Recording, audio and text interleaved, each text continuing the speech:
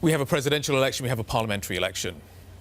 If you were to find yourself in a situation where you won the presidential election, but we end up with a more mixed picture when it comes to the parliamentary election, as we did in 2015, would you call another round of elections to make sure that you secure the parliamentary mandate that the system kind of is almost designed to be set up with?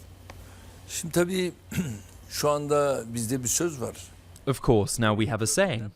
You do not fold your hems before seeing the stream. We have such a saying. Now there is no point at all to folding the hems before seeing the stream. Let's see the results first. Sizin dediğiniz anlamda bir neticeye göre hazırlıklarımız. Of course, we will certainly have preparations for a result in the way you described.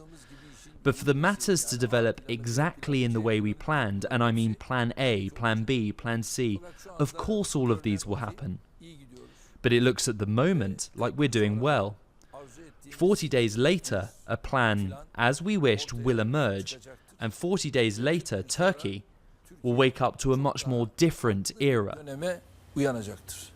Is the system you, though, have established, does it only work when the AK party wins both elections, the presidential election and the parliamentary election? Is the system that you have designed, does it only work at that point? And if one part doesn't sort of fit into that, the system as a whole doesn't work?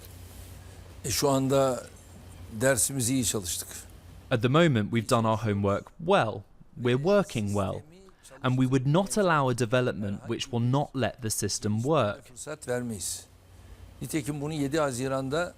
In any case, there were some people who clogged the system after June the 7th. As the head of the Republic, I opened the blockage of the system, and immediately, November elections were called. In November, our people said this can't happen and brought the AK party back to power again on its own. The system started functioning again. Önü açıldı, çalışmaya başladı. And just to stay with politics for a moment longer, what do you think will be the result in the region of the reimposition of sanctions on Iran by the United States? Tabii bu yaptırımları artık sürekli duymaktan bıktık. Naturally, we're fed up of hearing about these sanctions continually. The US sanctions on Iran are not new, of course. Ama biz bölgenin huzuru açısından bunu doğru bulmuyoruz. Zira as you know, they imposed a sanction previously too. But we do not find this to be right for the sake of the peace of the region. Because as the International Atomic Energy Agency's statement says in respect to the nuclear issue, Iran is a country which fulfilled their obligations. Şu anda İran'ı cezalandırıyorsunuz. Bunlar doğru şeyler değil. In that case, on what basis do you punish Iran now? These are not right. And also, there's been a procedure that was in place during Mr. Obama's term. And in that process, everything was normal. Ayrılınca bu defa yeni bir uygulamayla İran cezalandırılıyor. But when Obama leaves the office, then Iran is punished through a new practice. Now these are not right, and all of these result in tensions in the region, not contributing to the region's peace. Bölgenin gerginliklere gitmesini istemiyoruz. Artık bu bölge yoruldu. We do not want this region to go into tensions. Also, this region is now tired, so at once, let's establish peace in the region and contribute to a peaceful world altogether. İlan etme adımı yine bölge gerilmesine.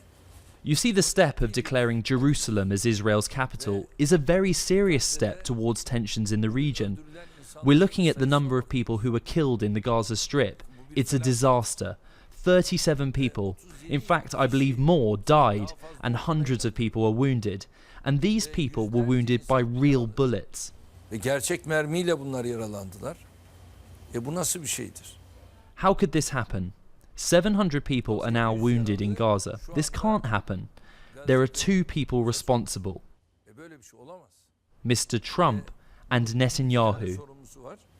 Sayın Trump ve Netanyahu. Russia and Israel, where does the relationship, is the geopolitical shift taking place in the region?